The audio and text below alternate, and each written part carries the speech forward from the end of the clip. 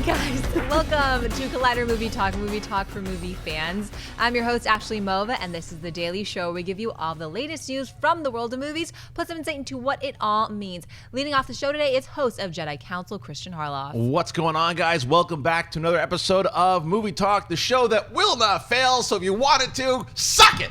Yeah! Also here, host of Collider Heroes, Jon Schnepp. Hey, what's going on? We're full of non-failing devices today, complete and total non-failure.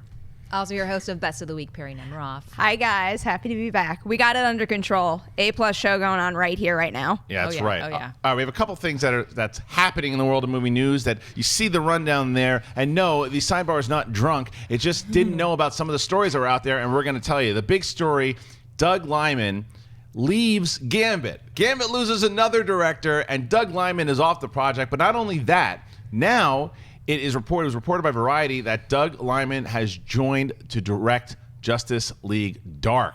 That just broke right before we went on the air, and pretty huge story here. Schnepp, let's start with you. Now, you have been championing for a long time that the Gambit movie it's just not going to happen. And if it does, it's 10, 15 years from now if it does at all. Does this prove your theory, obviously, because they lose Liman? And tell us a little bit about Justice League Dark, and is he the right guy to do it? Well, I got to say, ultra excited to hear about Justice League Dark finally happening. It's right. a bunch of the spooky supernatural characters from the DC universe, and a lot of fans like myself have waited decades to actually see on the big screen or even on the small screen. So we've got Etrigan the Demon, we've got Swamp Thing, we've got John Constantine kind of like heading up the entire group, Zatanna. It's just an all-star cast of spooky weirdos, maybe even Deadman's in there. I don't know, but I remember Guillermo del Toro was attached for a very long time, and when it kind of fell apart, I was bummed out.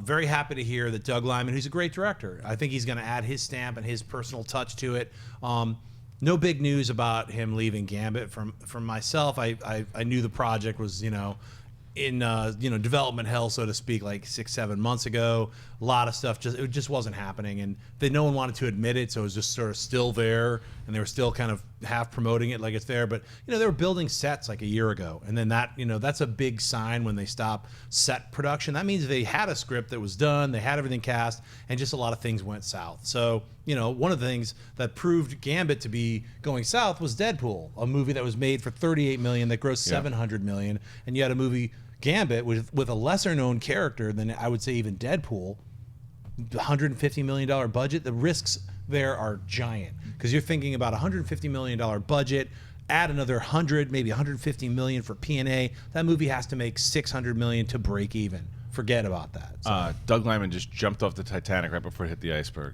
because that movie does one thing. Directors jumping off left and right.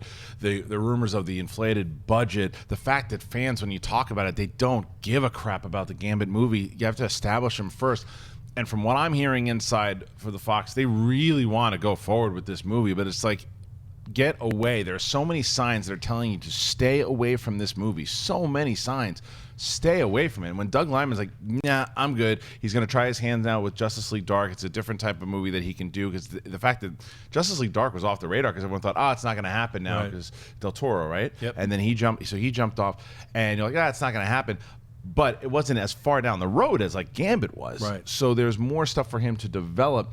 I think personally this makes more sense for him to do than Gambit. I think that everyone the Gambit movie is starting to turn into like The Crow with the way that as far as production goes. So Perri, what do you think about it? I'm a big GDT fan, so I've been following him talking about this movie for God knows how many years at this point, and this to me sounds like my kind of DC movie, so it's hard not to be pumped about it. And I love the idea of Doug Liman directing it. I think it puts it in great shape having someone like him at the helm. The only thing that has me a little concerned is just given the DCEU at the moment, I kind of just want them to take a step back, keep what you got planned, move forward with that, deliver something that is just A+ all around, makes everybody happy, puts everyone at ease, and then start to announce things. I just don't want to be in a situation where Marvel and DC and really any studio out there continues announcing films, has us talking about them, and then creates like a bad vibe before we even know anything about the production. So at this point, I am happy. I'm never not going to be excited about this movie. I just hope that now that the word is out there, it just moves forward from here, and we don't run into the same problem like we did with Gambit. All right. One other thing dropped before we submitted the stories to the drunk board over there. So we have the Rings trailer. Rings, the sequel. It's a third sequel, I guess, or the second sequel to the Ring, which is a really look. I'm not a big horror fan, but I can acknowledge that the first movie, The Ring, is a very creepy, well done, scary, well acted film. This trailer, man, is it awful. I mean, it is awful. It has gone from being a movie that started out as a really good, solid action movie to now capitalizing on a franchise, trying to anyway, and turning into a Final Destination movie. The end is probably the dopiest thing I've ever seen. Funny. I was laughing out loud. Right. Funny, dopey. And this shouldn't be funny, dopey. It should be scary. It's not at all. It is laughable. It almost, if the Wayans brothers would have popped up in the middle of this thing, I wouldn't have been surprised it was another spoof movie, because it was so bad. I couldn't believe how bad this was, because I was actually excited to see what it was going to be. So I wish we could. We're going to do an audible here, buy or sell. I'm selling this. I'm locking it up, and God have mercy on your soul if you open it up. Perri, how do you feel? All right. Well, I'm not playing the buy or sell games because I'm so in the middle, because it's hard not to be excited when you're a big Ring fan. But this isn't the best trailer, and I'm not going to go as far as you guys. This is not the worst thing ever. I mean, if Resident Evil's trailer was the worst thing ever, I think this is a million times better than that. But that's not saying very much. Overall, it wasn't very scary, and it upsets me that this, to me, looks like a very commercial nowadays Ring sequel. The whole point of The Ring and why it was so scary wasn't because of, body horror and jump scares and things like that. It's because this incident terrorizes people with interpersonal relations, and it's what it does to their lives. That's all you need. You need drama and then the horror element in there. This, to me, seems like it's focusing straight horror. They're going to throw one horror genre trope in your face after the other and hope that it scares you. The one thing that really pissed me off in the beginning, little details like this drives me absolutely insane. Who would ever open an email that has urgent with exclamation points in the subject line and then click a link that says watch this or whatever it says there? That is just my grandmother 10 years ago. Oh, dumb move number one. So that drove me nuts. I did like the little things that they do with technology, though. I wish there was more of that, like the bleeding webcam. I did really enjoy that. And I'll actually go the opposite way on the ending. That intrigues me. The idea of that video somehow making its way into a confined space, like an airplane thousands of feet in the air, that freaks me out, but I'm a big Final Destination fan, so my mind immediately went to that movie. So yeah, it feels a little bit like a copycat. Clearly, I'm digging for things to keep myself hopeful, so I'm not going to write this one off just yet, but the trailer could have been better, that's for sure. Schnepp, you said this is your favorite trailer of the year. Why? Favorite trailer of the year? Because I was in alternate Destructo land. This trailer's garbage. I really did not like this. I was looking forward to seeing what this was, because I know they were hiding it for years. Witness Fat Vincent D'Onofrio. This was obviously filmed like 7 years ago or something. It's been on a shelf somewhere. Vanessa they were will not hoping be happy a VHS would come back. They were like, maybe it's going to be like vinyl. It's not. No one even knows what VHS is anymore. It's video home system. So they're using the cell phones and things like that, quick times and the web to be able to watch it. Yet somehow you still have to use that. And then 7 days later, someone will call you on your landline, which almost no one has anymore. So they have some archaic 70s phone ringing. It's like, it's just the idea of it is already too old. You don't get the triple play, Schnepp? Yeah, I don't like it. And also, I think they showed the ending. I think that ending is the movie's gonna end with them, all these people on a plane. That's how it's gonna end. I feel that personally they're gonna end the movie that way. I'm betting the opposite. Yeah? I feel like the plane's gonna be the cold open, because if you look really closely, that's a different actor right in the middle of it. So I feel like that might be the cold open, and then it'll switch to the other two who are featured in the rest of the trailer. All right, guess what? Just a guess. Even if that happens, I still sell this. Yeah. Sell it hard. I don't think I'm going to wait for you to see it, and then I'm not going to go see this movie. And they also fell into that thing that horror movies do after a while. Like the first movie had Naomi Watts, and it's got this really good. Like I don't know enough about these actors in the movie, but they're going like the unknowns. They're doing it on the cheap. I like the James Wan style of going after like top tier talent for your movies. I think it adds so much to it. And I think even if you look at that movie that you guys are raving about right now, the Don't Breathe. Don't Breathe, and you have Stephen Lang in there. You have people in these movies that really push forward. And that doesn't mean stars, because Stephen Lang isn't the biggest star, but he's a great actor. And I'm sure, I didn't see the movie yet. From what I hear, he's great in the movie. Oh my God, yeah. So I think that it benefits, especially a movie like Rings, to where you're capitalizing off of The Ring, which is one of the classic horror movies. People always bring that movie up. I think they should have went after top tier talent. Well, in this one, they just have like, oh, get a quick shot of her scribbling around in her underwear. They're just selling you a little TNA. You don't know who this actress is. Yeah. Look, maybe the movie's going to be awesome, but this trailer really undersells me. So. All right, Ashley. I actually think, Kristian, though, that like for horror, I really love when it's unknowns because it really lets you dive in rather than concentrating. Oh, that's some celebrity. I like to really just get into the characters and be scared. I get it too, but I'm not saying go after celebrities. Sorry, I'm just saying better actors, because a lot of times what they do is they go after, and unknowns is fine. You can go after unknowns if you're going after someone that's going to eventually pop, and go after someone who's got the actual talent, but they don't. They go after these cheap, like. And I don't know of this movie in particular, but when you look at something like House of Wax, or they go after these movies to where a lot of times, or even like the Friday the 13th, the reboots. Hey, those are both actually fun remakes. They are. I do kind of like Friday the But 13th and House of Wax. But the talent involved wasn't top tier. It was. I'm not talking about being fun. Anyway, we got a lot of other stuff to talk about. Hey guys, I finally saw Baskin. I saw the end of it. Anyway, Baskin Robbins. We got stuff to talk about. All right, what's next? All right, we've come to learn a lot about Gareth Edwards' Rogue One, a Star Wars story, over the last few weeks, and now Edwards has given us a little clarification to the one question most fans have had lately, and that's the meaning behind the title. Speaking to Empire Magazine, Edwards began with the most obvious reason, a call sign between pilots in the Special Rogue Squadron of the Rebellion.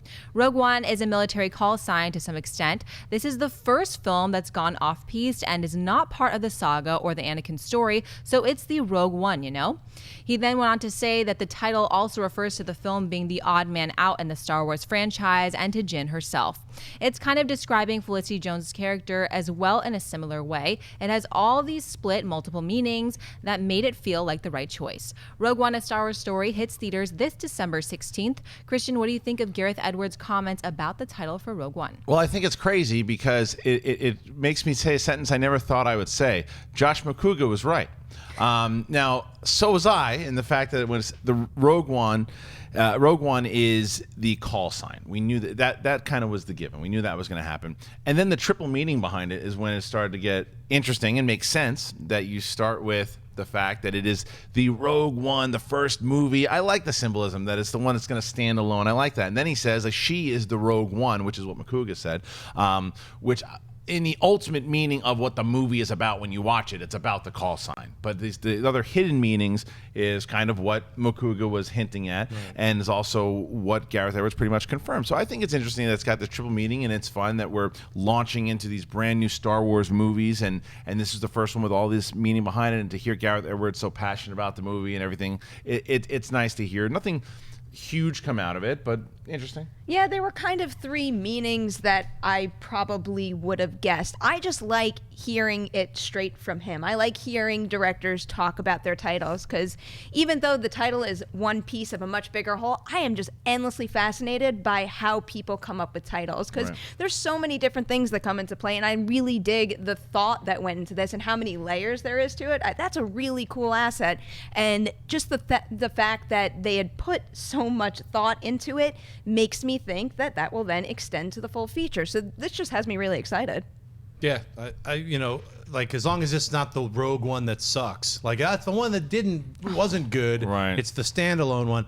I like the triple meaning too. I mean, I don't need myself personally. Like, I was cool with like never knowing what the title meant. It's just a title, like The Empire Strikes Back. It's sort of, this one is, the call sign is, they're Rogue One. So it's cool to hear that subtext though that they added to it. It doesn't actually add that much for me, other than like, it makes me think in a weird, okay, it's the one that's different from Star Wars. But is it really? It's got a Death Star in it. It's got Darth Vader. It's not really that different. It takes place, I mean, the Skywalkers are in it. It's not like, but it's just not following them centrically. So, All right, what's next? According to a report from THR, Patrick Wilson and his Conjuring co-star Vera Farmiga will join Liam Neeson in The Commuter, the latest action thriller from Run All Night director Jean-Michel Serra. The story centers on an insurance salesman played by Neeson in the midst of his daily commute, who is forced by a mysterious stranger played by Farmiga to uncover the identity of a passenger before the train's last stop. Wilson will play the salesman's trusted friend who helps him along the way. A release date has not been set. Schnepp, what do you think about Wilson and Farmiga joining Liam Neeson in the action thriller The Commuter? As long as Wilson isn't the one that has to get revealed, like, oh, it's my best friend. He's also the murderer. You're on the train with him. If that's, sometimes when I read these plot outlines, it's like, please don't do that.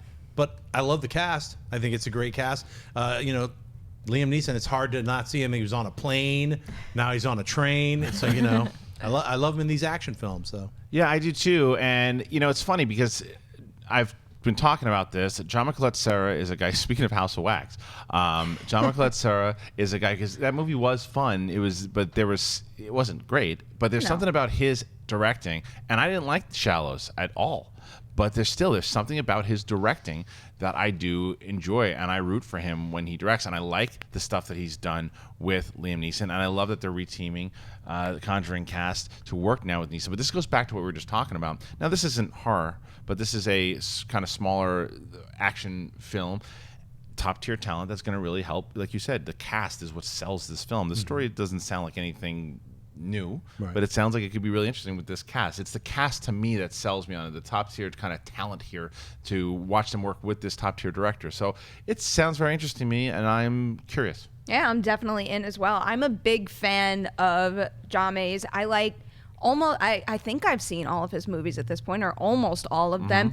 And while none of them blow my mind and make me say this is my favorite movie of the year or anything in that respect, I don't think I've never not enjoyed a movie that he made. And there's always, even though, he works with Liam Neeson a lot, so we get that very familiar Liam Neeson action hero kind of scenario. Right. There's always something very original about all of his movies, or some sort of really stylistic flavor that I love. So I'm just curious to see what he delivers here more so than anything else between his collaboration with Liam Neeson. I want to see how they're going to take it to the next level. And when you throw Vera Farmiga and Patrick Wilson into the mix, oh my God, I'm on board. And not just because I'm a huge Conjuring fan. Those are two really freaking talented actors. So if you get them in your movie, I'm in.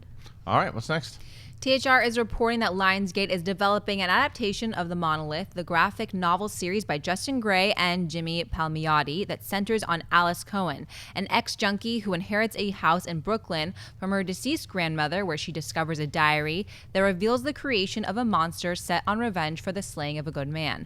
Dave Wilson, who is the creative director of Deadpool, Helmer, Tim Miller's production company Blur Studio, will make his directorial debut with a script by Barnett Bretler. Perri, thoughts on a Monolith movie based on the comic series? First, I love the idea that we've got two people behind this who are first-time feature filmmakers. I think that's really great, and we need to do more of that.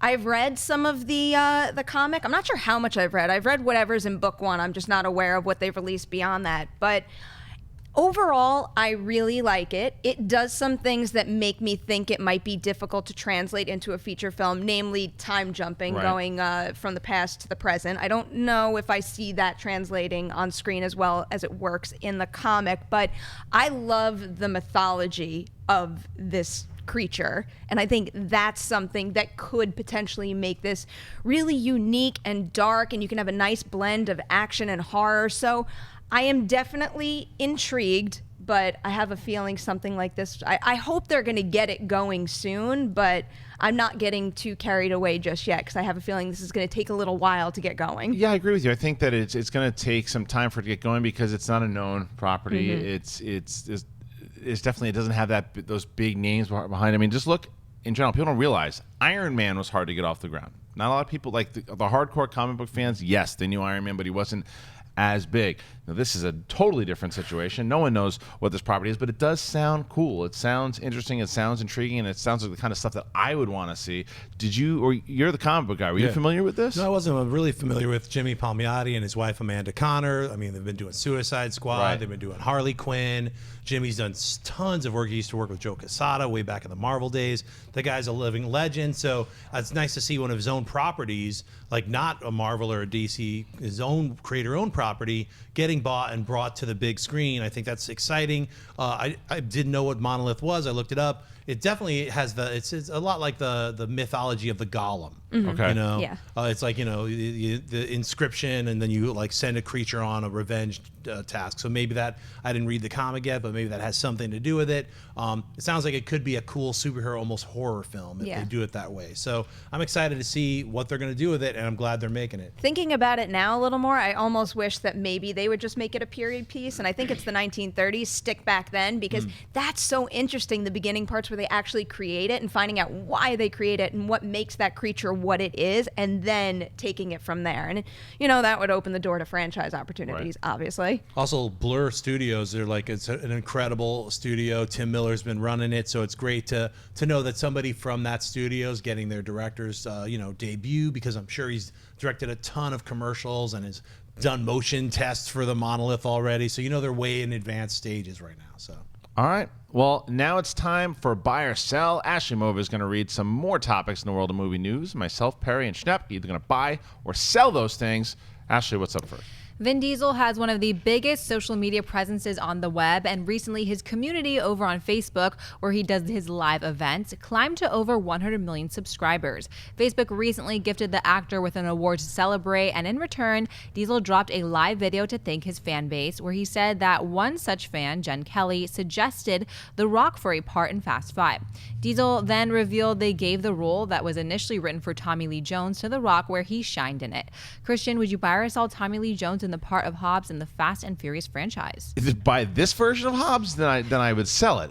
But by the version that they probably originally had intended for Tommy Lee Jones, then sure, I would buy him in it. But I don't want to take The Rock out of it. I think The Rock fits into this franchise perfect. I think that The Rock was one of the main reasons that Fast 5 really worked and rejuvenated, made that whole series. It just put it back on track. So Tommy Lee Jones would have added something very different. He would have added the same kind of take that he had in The Fugitive or in the new Bourne movie. You're not going to, well, maybe that fight scene would have been really interesting, but I just think that it's a totally different movie, kind of almost what Kurt Russell ultimately served in the Furious movies. That's what Tommy Lee Jones would have done. I don't think Kurt Russell would have ever had that opportunity because Tommy Lee Jones would have served that. So I'd buy the fact that if he was going to be in it, great, but I'm going to sell it because I would much rather see the versions that we got. Perri? I think I'd have to sell it for that exact reason. Yeah. The Rock is such a pivotal part of this franchise since they did the soft reboot thing. So I would never want to see anyone else in this role. I love watching him in this. This story, though, the thing that just intrigues me more than anything is Vin Diesel on social media. This guy is just endlessly fascinating to watch. Go watch this video. I just love the fact that he goes online and says thank you to Facebook for sending him that award. He says thank you to his fans, and just the fact that someone's social media campaign can then affect the movies that he's in. That's a huge deal, and that could be a really big deal going forward. So good on Vin Diesel for being super kind and super interactive to his fans, because I know it means a lot to people. And, you know, if it winds up bringing good ideas to movies like this, like, do more of it. Yeah, I mean, I sell the idea, too, of Tommy Lee Jones. I'm glad they went with The Rock. That made those films really fun for me, especially the Diesel Rock fight scene where they're throwing each other through walls. That definitely would not have happened with Tommy Lee Jones. It would just been like one wall, one throw, and it's over, and he's dead. So, yeah, I mean, and yeah, you're right. Kurt Russell actually played that role. They probably were like, well, remember that stuff we wrote? Let's give Kurt Russell the original Hobbs role and just change the name to Dobbs or whatever it's called. So, yeah, I love The Rock. I hope that The Rock and Diesel bury that beef. It's too much. Let's not have each other hate on each other, man. It's a WrestleMania spot. Yeah. That's all it is. They're gonna Get that beef going. They're going to fight at WrestleMania. All right, what's next? We already got our first Thor Ragnarok set photos of Thor and Loki a few days ago, revealing the two brothers were earthbound and in New York City. Now we can add another Asgardian, as Anthony Hopkins Odin was recently spotted looking to have gone full hobo. The image shows Odin either wearing a disguise, or it's a reveal that his character has been absolutely ruined, seeing as the ending in Thor: The Dark World left us with a major question as to what happened to his character.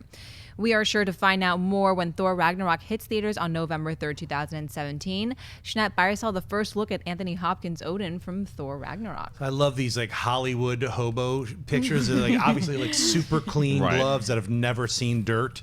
None of the outfit looks like he ever slept on in the street once. But I absolutely love homeless Odin. I think it's amazing. I cannot wait to see how they integrate the disappearance of Odin with Loki on the chair from the Dark World. And now, oh my God, I think the answer is right there. You know, Loki somehow tricked Odin into being like, you know, some like the end is coming, freaky old man, hobo, and they have to go get him back. I think Loki and Thor have to get him back and, you know, bring him back to help save the universe from Ragnarok.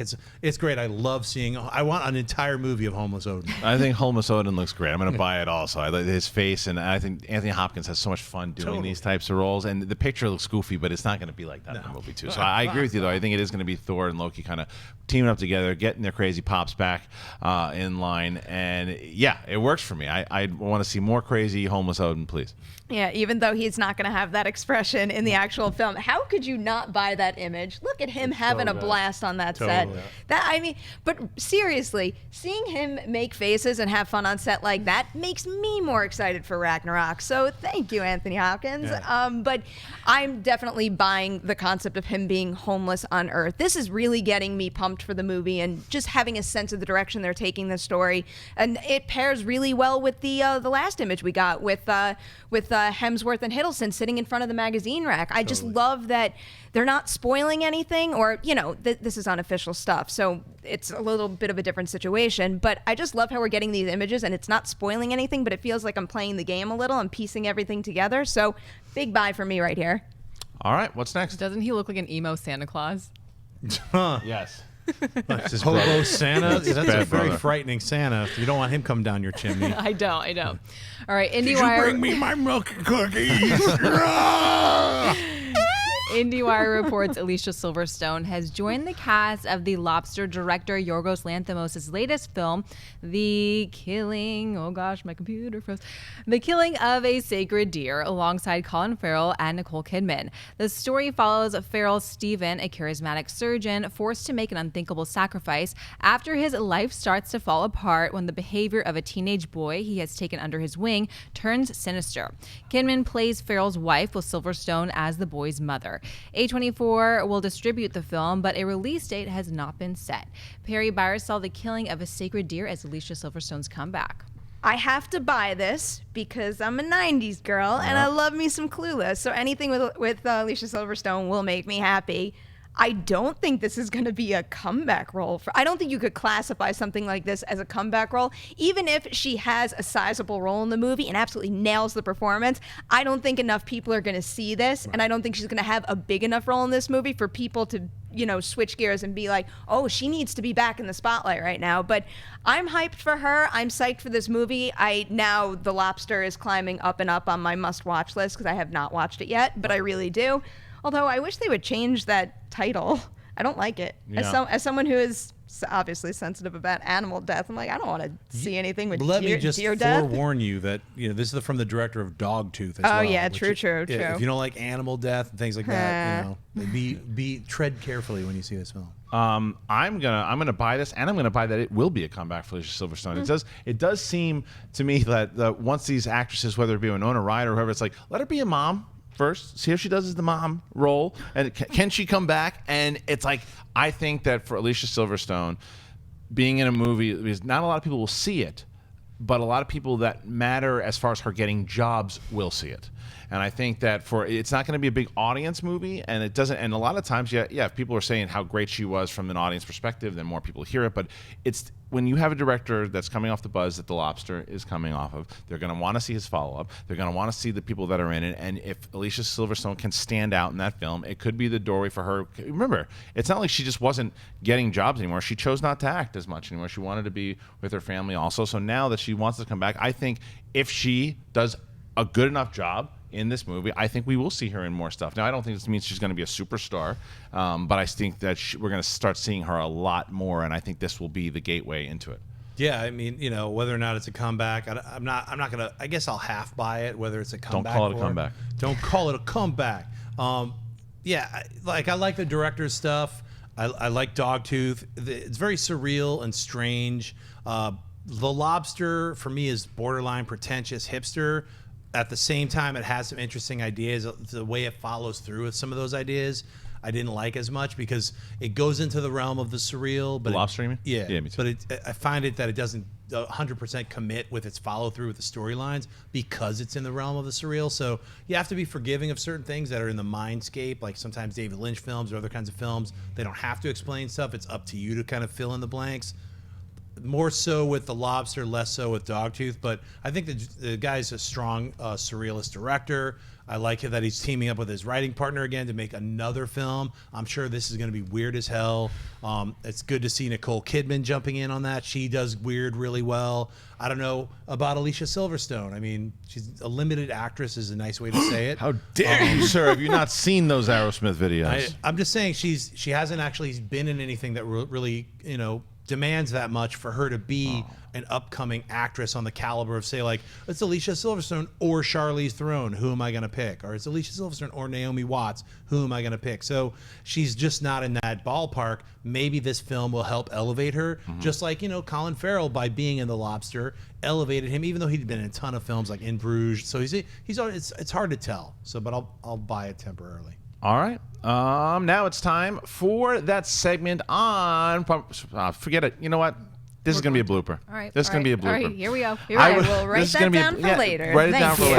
later. Yeah, everyone just do fart noises for a second. Reset. Are we John Williams for a second? Come on, Perri, you can do it. All right, now it is time for that segment brought to you by our friends over at AMC. It's AMC Rewind, the movies that came out 10 and 20 years ago. Ashley, what's up first? 10 years ago, there was Invincible and Beer Fest, and then 20 years ago, there was The Crow, City of Angels, and First Kid. All right, Perri, talk about First Kid. Gee, thanks. I love how you did that. I have gotten approval to break the rules, and just so you know, Stand By Me is celebrating its 30th anniversary this week, so yay for that movie. I am obsessed with it. These don't mean all that much to me, but I have a puppy named after Gordy from Stand By Me, so go watch that instead of these. All right, for me, it's going to be Invincible. That was the movie that I didn't have much thought of when it came out, but I actually really enjoyed liking it. Right. I think it was when Mark Wahlberg does these sports movies, whether it's Invincible, whether it's Fighter, it really works. So that's the one that stands out to me. Yeah, I think Beer Fest is a movie that makes me just think of Super Troopers. I mean, Beer Fest is okay. It's got some funny moments, but that cast from Broken Lizard, if you haven't seen Super Troopers, that's the movie to definitely check out. I know it has First Kid. I don't even know what that is. Oh, Sinbad. All right, and then The Crow, City of Angels. It's an okay sequel to The Crow, but it just didn't do it. Like The Crow, the original Crow is such a fantastic film that all of the subsequent sequels don't do it. All right. Now we're going to go over to our own Wendy Lee, who's been looking at the chat room. Wendy, what were they saying about the stories that we covered before? Oh, we're talking about the Rings trailer, and unfortunately, it doesn't look like the chat's feeling the new trailer either. Ethan Prendergast says, I was a little interested at the start, but when it went to that stupid plane scene, I was like, are they crossing over with Final Destination? And Blade GTR says, that's the problem with horror movies. They never know when to end a series and then end up milking a horror franchise to death, no pun intended. Moving on to our buy or sell section, the set photo with Anthony Hopkins. The chat's buying this, and they're also calling him HOBBS Odin. Oh, nice. How about I like it? Okay. Blade GTR again says, I was always curious to see what happened to Odin in the end of Thor 2. Hope it's explained more in this movie, and Anthony Hopkins is always nails his performance. Wiley Henry says, Odin and Zeus always disguise themselves to walk among the mortals. Has anyone taken a good look at Schnepp? Uh-oh. That's right. I am Hoboden. Nice, Hoboden. Okay, now before we move on to Mailbag, I'd like to make sure that you guys knew about the big title match happening this Friday between Classy Clark Wolf and Dan Murrell. And I'd also like to give a big shout out to Aaron Turner, who did the image that you see, a fan of the show, who did the graphic and the meme there for Wolf versus Murrell. It's a big match. Clark Wolf has been tearing through the league. Dan Murrell's been doing the same, except he's the one with the belt, and Clark's going after it. She talked a little bit about Collider Nightmares yesterday. She talked about her match. If you want to go check out that, you should be watching that show anyway. That drops every Tuesday, so make sure you watch Collider Nightmares and watch the potential champion, Clark Wolf, host that show. Okay, let's get to Mailbag. Ashley, what's the mailbag today? Henrik writes, "Hey Collider, best YouTube channel. My question for you, what movie would you have wanted to be a part of behind the scenes?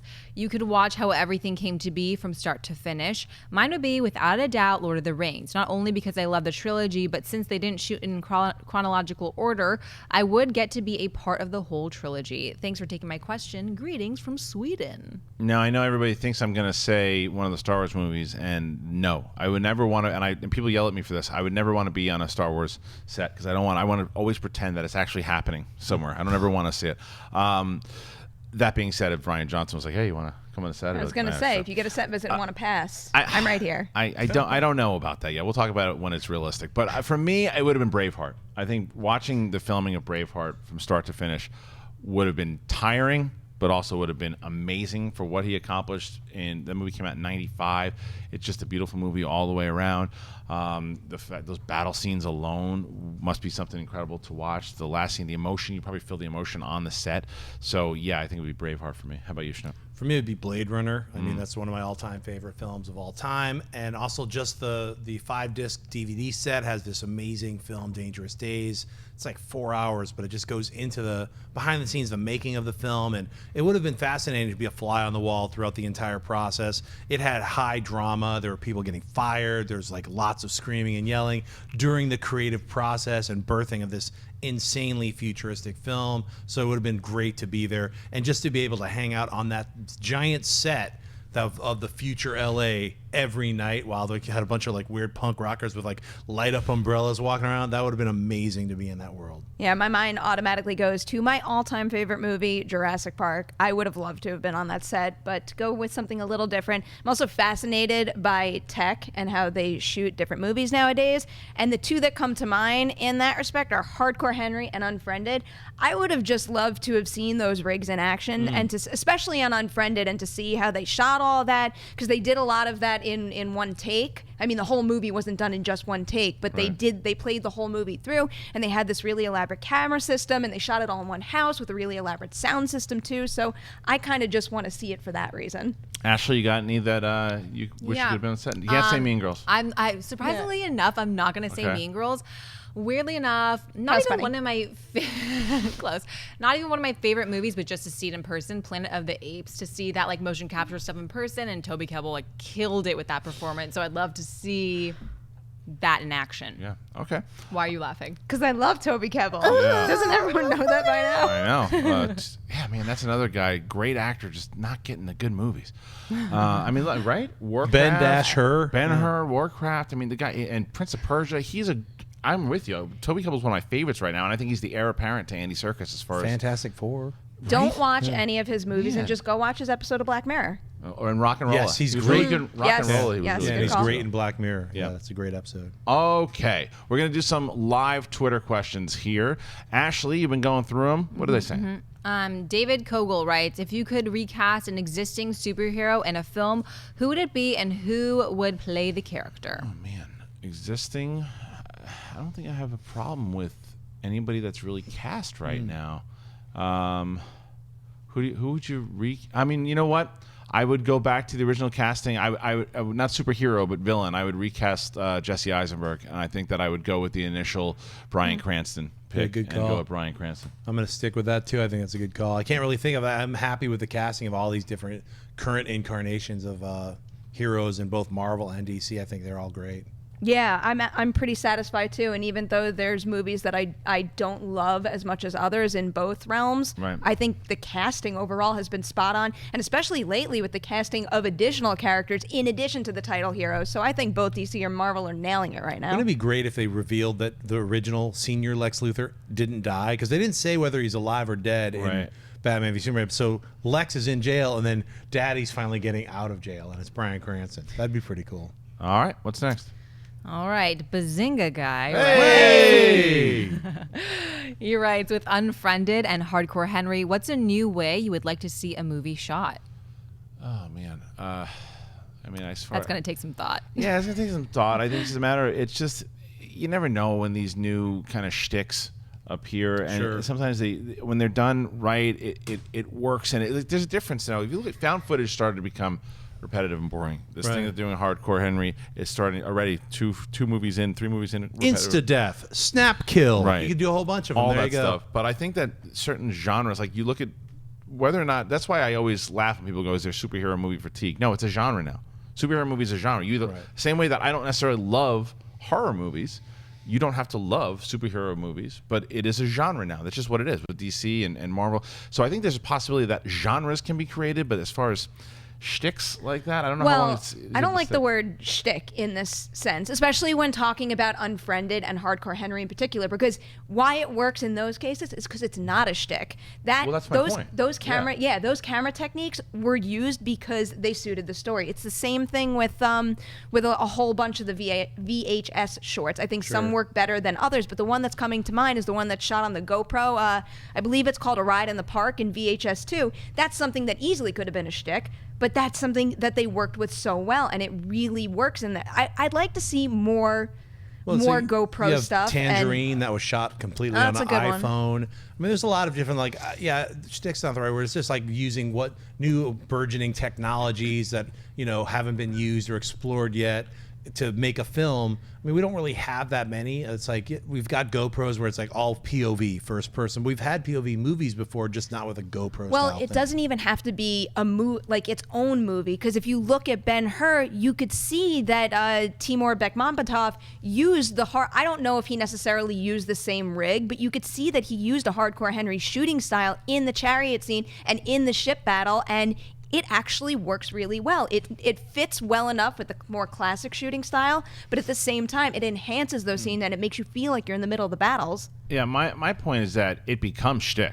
Like, so when you start with a movie that you have the examples you gave, when it's the first time, even Blair Witch, or even when there's a found footage movie, the first time it happens, it's great. It starts. Then it's when like everyone's like, oh, I want to do a found footage movie. Oh, I'm going to do a found footage movie. That's when it becomes shtick. When you keep doing it over and over and over again. And I think the question was more or less which was going to be the next kind of style that happens. The problem is that it's very hard. Once there's a particular style that works for a movie, like the examples that Perri gave, it works for those first couple of movies, and then you try to keep doing them, and it starts to fail. And that's why things like this Hardcore Henry thing, some people liked it, most people didn't. I don't know if that style is gonna last. I think they tried it for a couple of movies, and that's it. That's not to say that a movie can't do it if it fits the story, and that's the same thing we've said for like found footage. I mean, because Chronicle did that and spun it on its head because everyone was doing it in horror, and then it started to do it in the superhero, and it worked. If you start to change it up a little bit and do it that way and add new spins to it, it goes away from shtick. But I think that's why I use that word. All right, what's next? MK Songbird writes, how often do you think that studios over or under exaggerate the true cost of a film's production budget? Ooh, Schnepp-a-la-Rusk?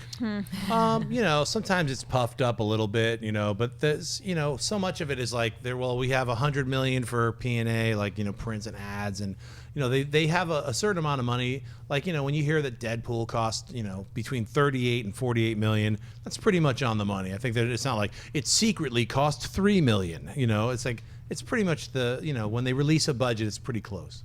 Yeah, I don't want to presume to know anything, but I do think I have a clear understanding that sometimes they fudged numbers. I don't know how drastic or how often, but I wouldn't be surprised if stories broke that it happened on X, Y, and Z film. Yeah, I'm sure that they tried to hide the cost for Pluto Nash for a very long time. Sure. I'm like joking and serious at the same time. It's just like there are certain times they don't want you to know.